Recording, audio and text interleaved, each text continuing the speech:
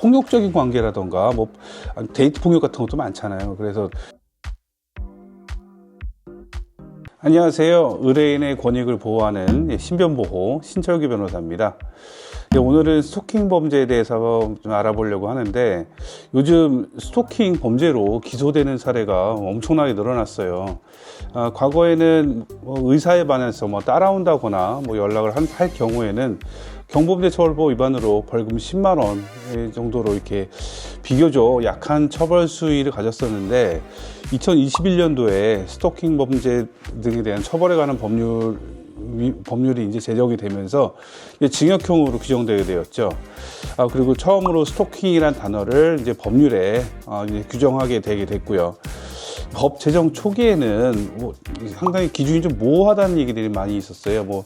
지속적, 반복적으로 연락하는 게 무엇인지, 또 공포심을 야기하거나 불안감을 야기하는 그 행동이나 말이 뭔지에 대해서 불확실하기 때문에 이거를 경범죄처벌법 위반으로 처벌을 해야 되는지, 스토킹 범죄 처벌에 관한 법률 위반으로 처벌해야 되는지 상당히 좀 혼란스러웠던 것 같아요.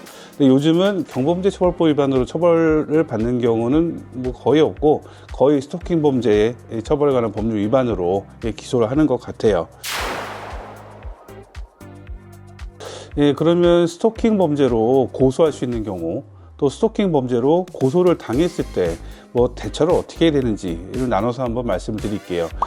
먼저 스토킹 행위가 무엇이냐면, 명시적인 의사에 반해서 지속적으로 연락을 한다거나 찾아온다거나, 아니면은 그 피해자의 가족에게 연락을 한다거나, 그 주변에 물건을 손괴한다거나 등의 여러 가지로 이제 나눠져 있어요.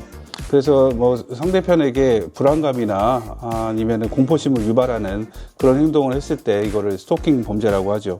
스토킹으로 고소할 수 있는 행위에 대해서는 스토킹 범죄의 처벌 등에 관한 법률 제2조에 비교적 상세하게 규정되어 있어요. 대략적인 대표적인 사례만 말씀드리자면은 이렇게 피해자 또는 피해자의 가족들에게 따라가거나 아니면 길을 가는데 막아서는 행위 등을 할 경우, 또한 상대편이 피해자죠. 그러니까 피해자가 명시적으로 거부 의사를 좀 밝혔음에도 불구하고 문자나 전화 등을 반복적으로 보내거나 하는 행위예요. 여기서 주의해야 될 점은 이게 부재중 전화라고 해도 마찬가지예요. 그러니까 내가 전화를 받았는데 부재중 전화로 와 있었다, 혹은 차단을 해놨는데 차단 번호로 떴다 라고 해도 고소할 수 있는 거는 마찬가지예요. 사실 그 부분이 좀 애매하긴 하네요. 상대편의 의사에 반해서 문자나 전화 등을 이렇게 하거나, 아마 정보통신망을 이용해서 어떤 정보를 이렇게 송신을 하면서 상대편에게 불안감이나 공포심을 야기하는 행위인데, 가해자가 자기 신의 상태 메시지를 기재한 거를 피해자가 찾아봤다는 거 아니에요. 이 부분에 대해서는 사실 스토킹에 해당되는지 좀 애매한 경우가 있네요.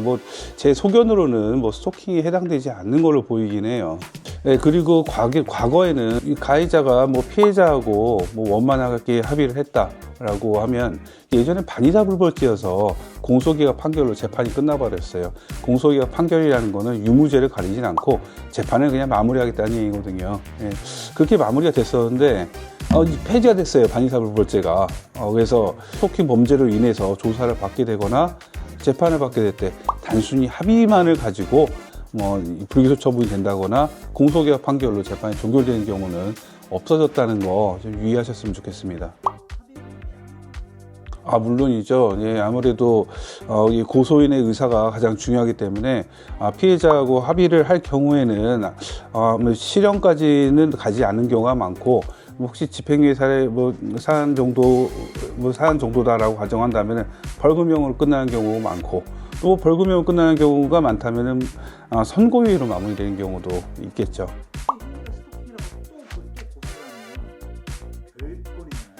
물론이에요. 상대편 피해자가 지금 합의를 원치 않는다고 얘기를 했음에도 불구하고 문자나 전화 등을 통해서 계속적으로 합의를 종용한다, 이것도 그럼 스토킹의 일종이 되겠죠. 그래서 합의를 하기 위해서는 수사기관을 통해서 정식적으로 합의 요청을 한다거나 뭐 재판 진행 과정이다라고 하면은 변호인에게 얘기해서 합의를 진행해야지. 지금 피고인 혹은 피의자가 본인이 지금 사건을 뭐 빨리 마무리하고 싶다거나 아니면 정상 참작을 받고 싶다고 무리하게 연락을 하면은 또 다른 범죄가 될 수 있으니까 우리 반드시 유의하셔야 됩니다. 스토킹으로 고소를 당했을 경우에 어떻게 대처를 해야 되는지에 대해서 몇 가지 좀 말씀드릴게요. 보통 이렇게 싸우게 되면 다시는 연락하지 마 라고 뭐 이렇게 얘기를 하고 찾아오지 마 라고 했다가도 다시 이제 뭐 전화나 문자를 할 경우에 화해하는 경우가 많잖아요. 제가 봤던 사례 같은 경우에는 그냥 일상이 뭐 만났다 헤어졌다 뭐 전화했다 뭐 하지 말라 그랬다 그런 사례였었어요. 피해자라고 주장하는 사람 입장에서도 내심의 의사로는 뭐 상대편의 연락을 기다릴 수도 있는 거 아니겠어요? 그런 경우에 명시적 의사에 반해서 연락한 건 아니다라는 얘기를 할 수도 있고, 또 뭐 찾아오지 뭐 말라라고 얘기를 했었는데 뭐 나중에 뭐 다시 뭐 언제 와라는 문자를 보내고 뭐 그런 경우도 있었어요. 그런 경우에는 이게 의사에 반해서 연락한 거라고 보기는 어렵잖아요. 그러니까 혹시 본인이 뭐 스토킹으로 인해서 고소를 당하고 뭐 조사를 받는 상황에 처하게 된다면은 평상시에 이 피해자와 이 고소당한 사람 간의 그 관계에 대해서 적극적으로 증거를 제출하면서 뭐 의사에 반해서 연락한 건 아니다. 뭐 이게 공포심이나 뭐 불안감을 야기할 정도는 아니다. 라는 거를 적극적으로 뭐 소명할 필요가 있겠어요.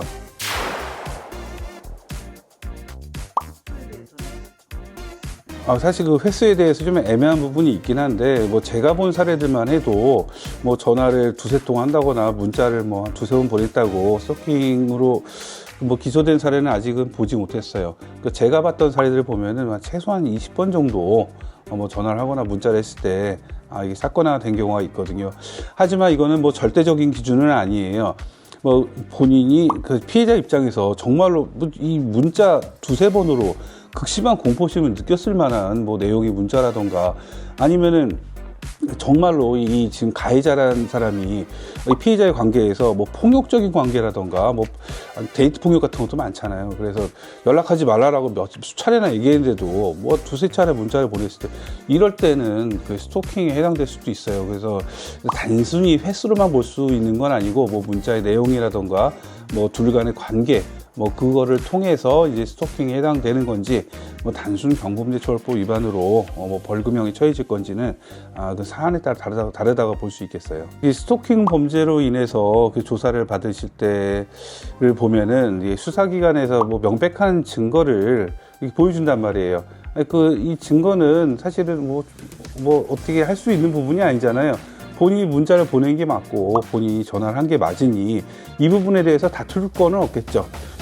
하지만 그렇다고 무조건 뭐 자백을 한다거나 사건을 빨리 마무리하려고 아니면 이 수사 과정이 힘들어서 무조건 인정하시기보다는 아까 전에도 말씀드렸다시피 평상시 피고인과 피해자와의 관계라던가 아니면 평상시에 주고받았던 문자 내용 같은 거 본인의 유리한 증거를 적극적으로 제출을 하면서 억울함을 호소를 하셔야 되겠죠. 그래서 재판 단계에 가셔서 이 변호인을 선임하시는 경우들이 많긴 한데 가급적이면은 수사 단계에서부터 변호인을 뭐 선임을 하시거나 아니면 뭐 조력을 얻으셔가지고 본인에게 유리한 증거가 무엇인지 확인을 해서 뭐 적극적으로 제출하시는 게 필요할 것 같습니다.